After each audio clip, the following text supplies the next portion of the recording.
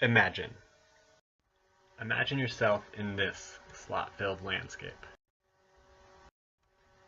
Imagine yourself as the guide of this trip, or the trainer of that guide, or the director of the outdoor program, or the park superintendent of these lands,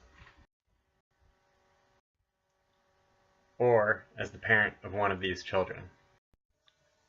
Imagine on a sunny, blue sky day, this making its way through the narrows to you downstream. Severe weather, and in this case flash floods, are a very serious hazard. And for all the people I listed, there is nothing more important than managing the potential hazard of flash floods safely while people are in a slot canyon. But if flooding can happen even on a sunny day, what can possibly be done to keep you, your organization, and especially your participants safe? Finding solutions to that question is the aim of this presentation.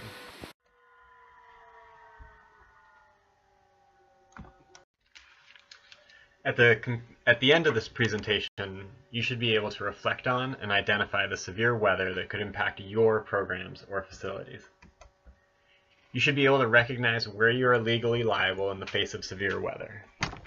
And you should be able to implement tactics to reduce the likelihood of loss due to severe weather at your organization. Keep in mind that based on your geographic location, there will be specific severe weather that's relevant to you and your program, and others that aren't. But let's go through some more examples. Lightning.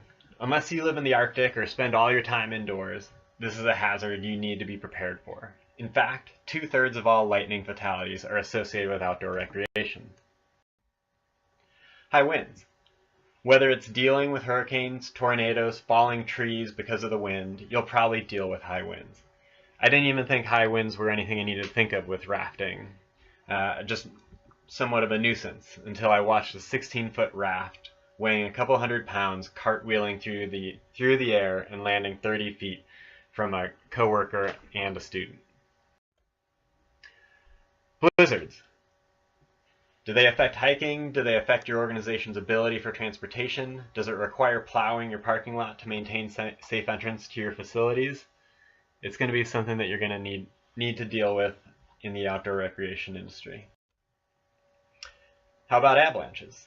If you live in Florida, not a big deal. But in the mountains, they can cause trauma, mass catastrophe, or just simply block roads. Flooding. It's not just flash floods. If you're operating anywhere near the ocean, as sea level rise, so will flooding, creating risks and hazard for your organization. Extreme drought. Do you depend on water sources? Do you use reservoirs for recreation? If so, you may not be able to operate if there's no water to float on. Extreme heat and extreme cold. It's not uncommon for there to be fatalities from heat stroke, whether you operate in the desert or directing a local half marathon in the summer. Same thing for hypothermia. So these things happen. They've often been described as acts of God, and our textbook even gives an example of a defendant being found not guilty when a golfer was struck by lightning and sued for negligence, claiming that there should have been shelters and a better warning system at the golf course. That was 1991. The defendant got off based on the act of God claim. Now, our ability to predict severe weather and have access to severe weather has grown exponentially. Don't count on the act of God defense working in today's world. So now that we know that the act of God defense won't save you from everything, let's look at what people have been held liable for already. In 1993, a group of explorer scouts planned to descend into Zion National Park through Kolob Canyon, a route requiring rappels through waterfalls. The group quickly realized that water releases from the upstream dam were higher than normal. During the descent, 2 of the leaders drowned, and the rest of the party, including the sons of both of the deceased, waited 4 days for rescue. After their rescue, survivors sued the National Park Service, claiming that they had not been warned of the dangerously high water levels. The case was settled out of court for $2.3 million.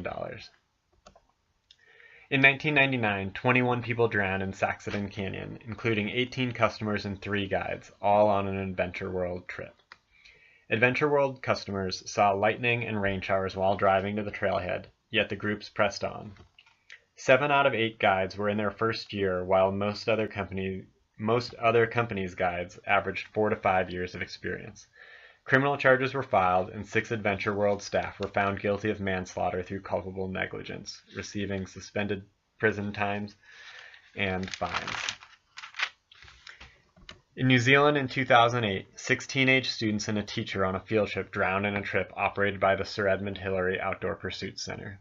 Criminal charges were again pressed on the guide service, claiming that they failed to maintain staff with sufficient experience for the hazards, and they failed to act on the heavy rain warnings issued earlier in the day. The Outdoor Center pled guilty and was fined $460,000. Coming back to the United States, in 2010 in Arkansas, 20 people drowned at a National Forest Service campground when the nearby river rose 19 feet overnight in just a few hours. An internal Forest Service investigation found that a previous superintendent had ignored warnings that the campground was in a flood zone and ordered its construction anyways. The campground also failed to erect warning signs about possible flooding despite many directives to do so. The Forest Service was sued by surviving family members, but the lawsuit was unsuccessful as the judge claimed the campground was immune to lawsuits since it had not charged money and was held immune by recreational use statute, despite its negligence. A current case involves 7 fatalities in Keyhole Canyon inside of Zion National Park. A surviving family member sued the Park Service claiming that permits should not have been granted for that day. This case is ongoing and will be interesting to watch to see what precedents it sets. So what can you do to prevent losses due to severe weather? How about some transfer strategies? Waivers. We've talked a lot about that in this class. Get insurance for the activity. That just seems like common sense. You can try subcontracting with specialized providers. In the case of canyoneering, you could subcontract with a specific canyoneering guiding company and go into an indemnity contract with them. Zion National Park has a policy where they warn visitors, but they don't deny them access. The idea here is that not denying them access and putting that in their hands places the responsibility on the visitor. Some strategies you can take to reduce hazards: you can post warnings. That could have potentially saved quite a lot of lives in Arkansas in 2010. You can utilize technology. In this day and age, technology is everywhere. There's lightning detectors, satellite phones, flash flood predictions from NOAA, weather radio. It's the 21st century. If you're not using technology to manage safety, you're likely negligent. Your organization can mandate policies. For example, if entering a slot canyon, staff will use their satellite phone to call the flash flood forecast line to inform their judgment. If the temperature is forecasted above 90 degrees, do not travel between noon and 4 p.m., etc., etc., etc. You can train staff for the hazards. Since we're talking about severe weather, it's something that staff don't typically see. So, you need to ensure that you are training them to things that they may encounter, even though they don't typically see it.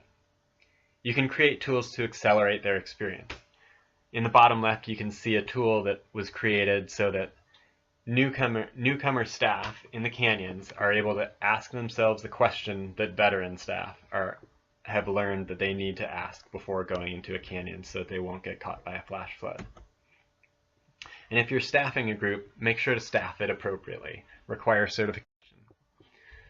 Some strategies to avoid, or some strategies that you can use to avoid risk: don't operate at times of year when risk is highest. For example, flash flooding in the southwest is most likely to happen during the months of July and August, so you can plan on not ever being in a slot canyon during those times. You can avoid locations that are higher risk. For example, canyons that slot up and don't allow opportunity to exit. And remember to use moral integrity. If you are an administrator, you have the power to cancel the trips if staff are not appropriately competent or certified.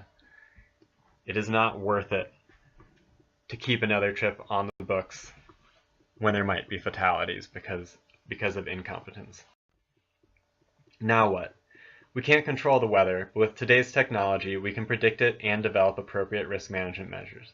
Now, it's up to you to take the actions necessary to protect you, your organization, and especially your participants. See you out there.